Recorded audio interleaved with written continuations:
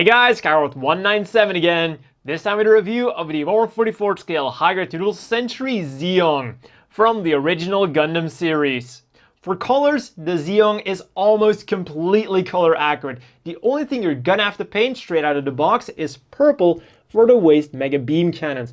Other than that, it's perfect. Even little details like the yellow on the thrusters of the head are separate plastic pieces, which is really surprising for a model kit from 2001, being one of the earlier high grades. What's also really surprising for such an old model kit is trying to find any seam lines on this thing. Once again, they did an extremely good job. They either hit them by good engineering or the old trick of disguising them as panel lines. You can find some if you flip them over and look at the top, like right there and there. And then also on the side, we have the seam line right there. But those are pretty much the only ones that are going to be inside. And looking at it from the front, there are none. And then lastly, for stickers, we only get one sticker, which you've all guessed, the mono eye, which is completely acceptable. Now, after these awesome looks, let's go to something that's a bit more hit and miss. The articulation. The head only rotates around. And that's all it's going to do. These really nice looking thrusters don't move at all. Now the head itself doesn't move up and down, but what does is the entire neck, including a piece of the torso. And then inside of this assembly, the neck also moves forwards and backwards on its own, for some really good upwards and backwards movement. So yeah, that is quite hit or miss. What is a great hit?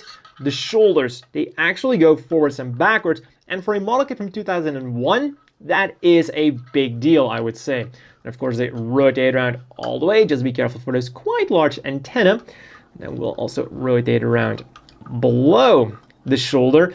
Then what's once again slightly more of a miss, one joint that does about that. You could say, hey, action feature for when we get to accessories, but that's still not really excusing that. These will also rotate around all the way. Then again, what is a big hit, the hands. They are on ball joints, will rotate around, turn around all the way. But what's much cooler is that every finger separately is on its own ball joint. And for a high-grade 2 century, that is once again a big deal. The waist goes upwards and downwards really nicely.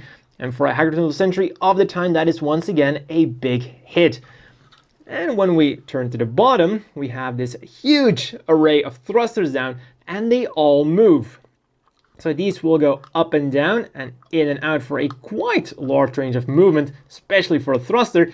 And then these 5 smaller ones will go up and down and will rotate around. So you can also pretty much put them in any pose that you want.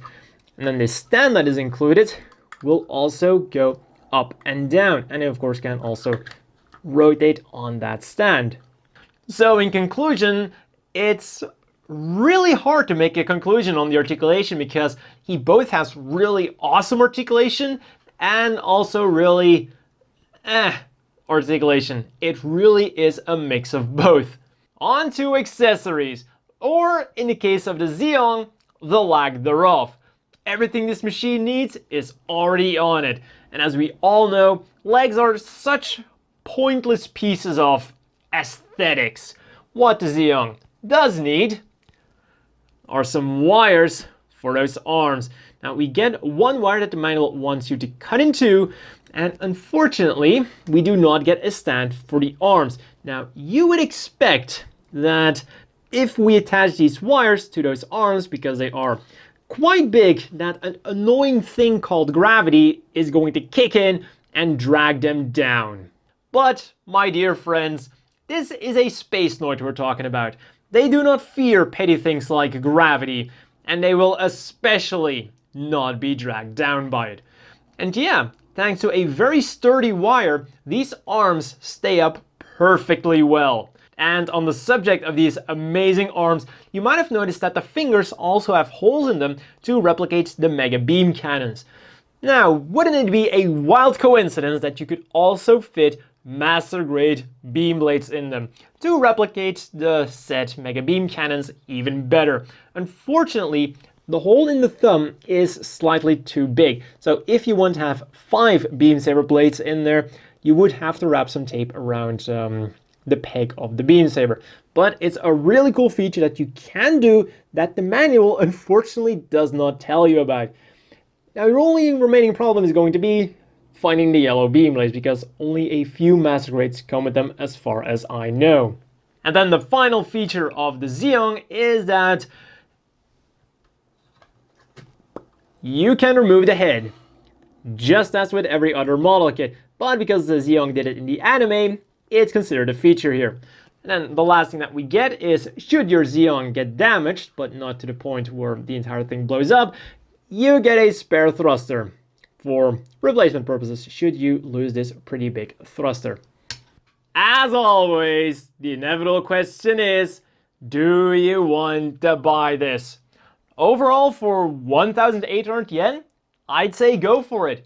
You're getting a really well-engineered kit, especially considering the time that, sure, while it has a few flaws like some wonky articulation in some places, it's still a really awesome thing in general.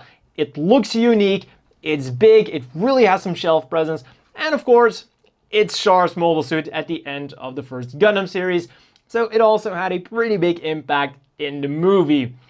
All things that really make the Zeong worth getting. For size comparisons, here is next to his previous machine, the Gelgoog Commander type, and the RX-78-2 of his best friend in the world, Amuro Ray. And you can already see just how impressive that the Zeong really is. Especially when we turn them side to side, you can really see that the Zeong is going to demand quite some shelf space. And finally, here is next to the standard size Gym Custom and the always bulky Zaku 3. And you can see that he's even slightly bigger than the Zaku 3 when the Zeong is on his stand. Now, in fairness to my bulky Zaku 3, he would be bigger if the Zeong wasn't on his stand. And well, that's all for this review, and see you all next time.